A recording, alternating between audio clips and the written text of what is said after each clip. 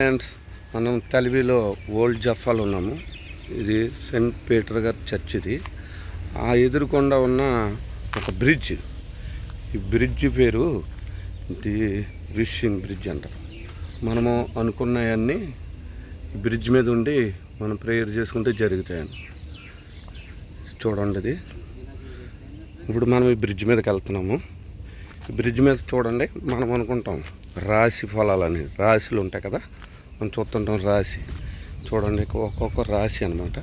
మీకు ఏ రాశియో ఆ రాశి ఆ ఫోటో మీద మనం చేయి పెట్టి సముద్రం వంక చూసి మనం ప్రేయర్ చేసుకుంటే మనం అనుకున్నవి జరుగుతాయి అన్నమాట. చూడండి, ఇదన్నమాట. ఇది యాఫోలో, తెలివిలో యాఫో సెయింట్ పీటర్ చర్చ్ ఎదుర్కోకుండా ఉన్న బ్రిడ్జ్ అనమాట. చాలామందికి తెలియదు.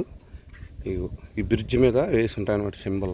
మీది ఏ రాశియో ఈ రాశి ఆ ఫోటో మీద మనము చేయి పెట్టి మనం సముద్రం వంక చూసి ప్రేయర్ చేసుకుంటే ఇలా చర్చ్ వంక ఎదుర్కోకుండా ఉంటుంది అన్నమాట. చర్చ్ వంక మనం చూసి ప్రేయర్ చేసుకుంటే మనము ఏదనుకుంటామో అది జరుగుతుంది అన్నమాట.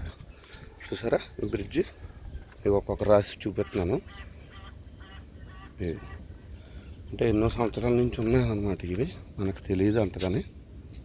రాశులు ఒకటి వేసి ఉంటుంది అనమాట. మీది ఏ రాశి తెలుసుకుని మనము దాని మీద చేయి పెట్టి మనము ప్రేయర్ చేసుకుంటే మనం అనుకున్నది జరుగుతుంది అనమాట.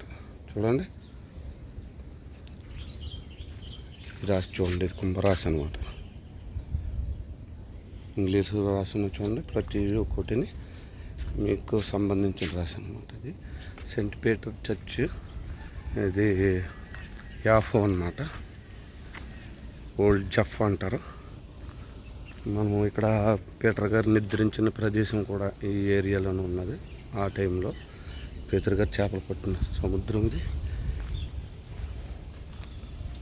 అనమాట అండి. మీరు ఎప్పుడన్నా వస్తే ఇజ్రాయెల్ ఈ ఆఫ్ వస్తే సెయింట్ పీటర్ చర్చ్ ఎదుర్కోకుండా ఉంటుంది అనమాట.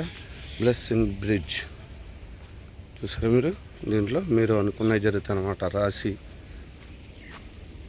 చూడండి, మీరు ఎప్పుడన్నా వస్తే కంపల్సరీగా ఈ ఏరియా చూడండి, మీకు తెలుస్తుంది.